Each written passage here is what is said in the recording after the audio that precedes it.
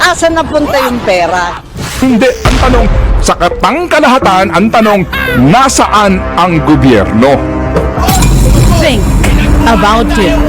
Sana matuto naman ng tao na kung ba't kayo nagtatapon ng basura dahil yung basura yun ang nagbarag doon sa mga pump natin. So anong problema? Implementasyon. Sino nag-implement? Di gobyerno. Hindi po ba? Government. At the end of the day, it's the government. And when you say government, sa pangkalahatan, asan ang pera? Sino ba muna nagbigay ng pera dyan?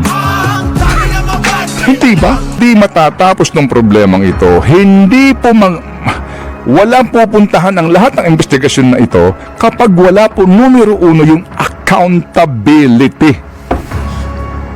Hanggat wala yun, wala. Sabi ko nga, next year, tandaan nyo, pag-uusapan natin ito ulit. Yan, kasi marami din pong basura sa gobyerno. Sisihin natin, basura. Ito magandang isyong ito. Basura. So we have to relook, we have to re-examine some of the designs of our flood control. Dahil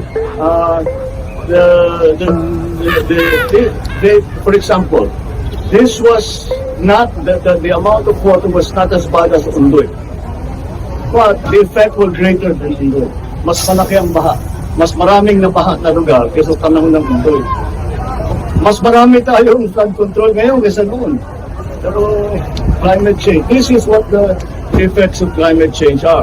Now, what we have now, what we have seen is that one of the most important parts that nagka-problema was that navigation gate that we went to na nasira because binangga ng isang barko basta hindi sumunod sa instruction, sinira niya. That is why the Botas is still 80% underwater. Malabon the same, Valenzuela also. So we have to really look into that sort of thing. Yung pumping stations natin, marami na. Yun, nagka-problema lang. Sana matuto naman ng tao na kung ba't kayo nagtatapon ng basura dahil yung basura yun ang nagbarag doon sa mga pump natin. Kaya hindi kasing effective na pwede. Opo mga kapatid, na problema natin yan sa ugali po at kawalan ng malasakit na marami sa atin. Pero kapag po ang isang pasaway na mamamayan ay hindi nagpapaawat sa kanyang pagpapasaway, hahayaan mo na lang ba? Definitely, at the end of the day, sisihin mo man yan taong yan kapag yan po ay hindi sumusunod, obligado ang gobyerno na pasundin siya. So at the end of the day, pupunta ka pa rin sa responsibilidad pangkalahatan ng ating gobyerno. Huwag na tayo magdebate kasi naman Ted, lagi mo hindi Ang tao, masisisibon talaga natin. Pero dito po talaga, ang atin po, ang tanong ninyo sa kabuuan, hindi yung, asan ang pera? Saan napunta? Hindi po. Ang tanong dito, nasaan ang gobyerno? Yan ang tanong, hindi yung nasaan yung pera. Medyo nakakapikon kasi sa totoo lang hindi naman nagkulang ang Congress at Senado sa pagbibigay ng pera para sa flood control. Asan na yung flood control plan na sinasabi para sa 10 taon? Yun. Baka naman kung ano-ano ang rine-report ninyo sa ading ko. Baka iba-iba naman ang rine-report ninyo sa presidente. Wag naman. Noong Enero, inilunsad natin ang kalinisan sa bagong Pilipinas, kung saan pinakilos natin ang ating mga barangay upang maglinis sa kani-kanilang komunidad. Yung sabi nilang road maintenance, wawalis-walis sila ng daan, yun daw ang road maintenance nila. Bilyon ang perang binibigay sa kanila, yun raw ang road maintenance nila. In other words, sanay na tayo sa graft and corruption, pero ito, himatayin ka pa rin. Yon ang talagang kalamidad. May perang gobyerno pero hindi napunta sa taong bayan nung panahon ng baha dahil napunta sa garbo ng mga magnanakaw sa road board at sa secretariat niya. Kung tutuusin, 450 billion. Halos 1.4 billion a day ang flood control budget. Kung isusuma total mo lahat ng agencies mula sa DPWH pababa, asan napunta yung pera? Hindi, ang tanong, sa pangkalahatan, ang tanong, nasaan ang gobyerno? Think about it. Yan ba ang title ng think about it sa Tuesday. Nagbigay ka na ng teaser Ibabalik natin ngayon ang tanong sa kanila. Tama. Due respect, sa lahat. Kasi pag pinag-usapan, ano ba problema natin dito? Plano? Meron na. Budget? Marami. Di ba? So anong problema? Implementasyon. Sino nag-implement? Di gobyerno. Hindi po ba? Government. At the end of the day, it's the government. And when you say government, sa pangkalahatan, asan ang pera? Sino ba muna nagbigay ng pera dyan? Hindi ba? Okay. Sige. So, hindi kami, oversight function na naman kami dito At the end of the day, di ba, ang executive, dapat dyan ang mananagot, ay opo naman. Lalo na itong si MMDA. Na ngayon po, baka nagtatago sa lungga.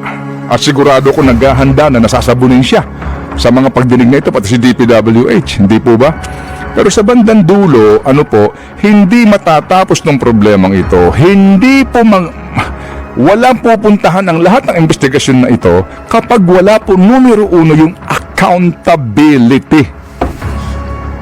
Hanggat wala yun, wala. Sabi ko nga, next year, tandaan nyo, pag-uusapan natin ito ulit. Gaya nga po, yung Think About It episode natin, ginawa namin August 2023. Ngayon po, August na rin 2024. Nakita ho ninyo? Same. It's the same issue. So next year ulit. Kasi dadaan na naman po ang tag-araw. Di po ba?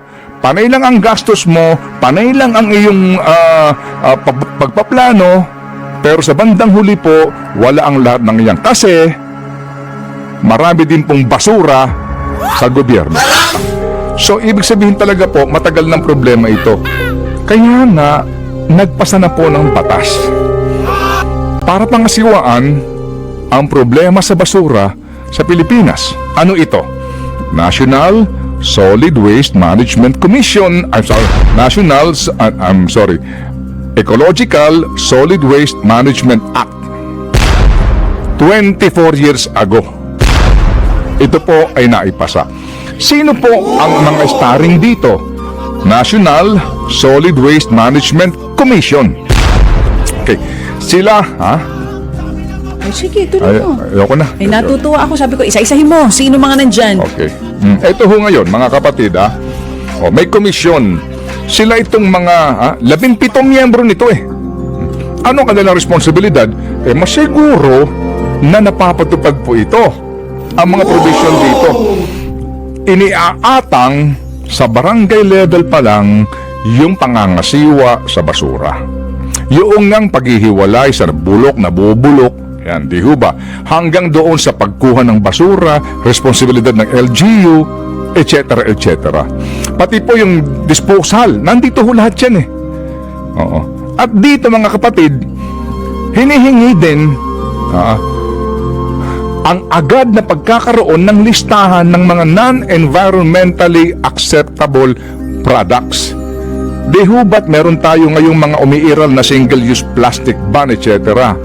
Alright. Kasi po ngayon, kung maobserbahan natin, sa dinami-dami ng mga plastic na atin nakikita, na naandyan palatandaan nga po na umagos doon yung basura, yung baha na may basura, marami dyan single-use plastic. Okay? Yun lang po hinihingi nila. Gumawa ka ng listahan. Aba, mga kapatid, 24 years na, wala pa yung listahan na yun wala. Kinakailangan pang dumulog ng isang environmental group sa hukuman para obligahin ng gobyerno na maglabas ng listahan. Okay? So ngayon po meron ng order. Minamanduhan ang DENR at ang komisyon, ilabas nyo na yung listahan. Magtataka ka naman. Kasama po ito sa pagpapatupad nito nga pong maayos sa pangangasiwa sa ating mga basura. Pero yung simpleng listahan lang nang dapat ipagbawal, hindi nila mailabas. Simple, pero komplikado pala kasi may business interest. Diba? So sa mga nagdaang tulong, may mga kumukontra. So sa dinami-dami ng kanilang miyembro, yung DENR nung panahon po nung nakaraan, ganun din po.